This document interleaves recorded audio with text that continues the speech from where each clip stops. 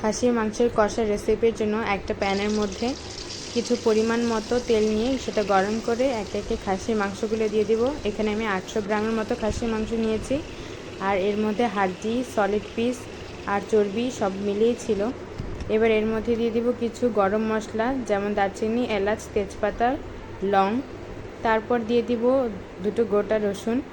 গোটা রসুন খেতে আমার খুবই ভালো লাগে যখন এটা কষা মাংসে দেওয়া হয়। এবার ভালোভাবে সেটা ভেজে নিয়ে এর মধ্যে পেঁয়াজ দিয়ে দিব। পেঁয়াজ, কাঁচামরিচ সহ মাংসটা আরও ভাজার পরে এর মধ্যে আমি বাটা মশলা, আদা বাটা দিয়ে দিব 3 চামচ, আর জিরা বাটা দিয়ে দিব 1 চামচ। এবার একে একে শুকনো উপকরণগুলো দিয়ে দিব। লবণ, মরিচের গুঁড়া, ধনে গুঁড়া, জিরা গুঁড়া আর দিয়ে দিব হলুদ। তারপর কিছু আলু দিয়ে মাংসটা ভালোভাবে কষিয়ে নেব।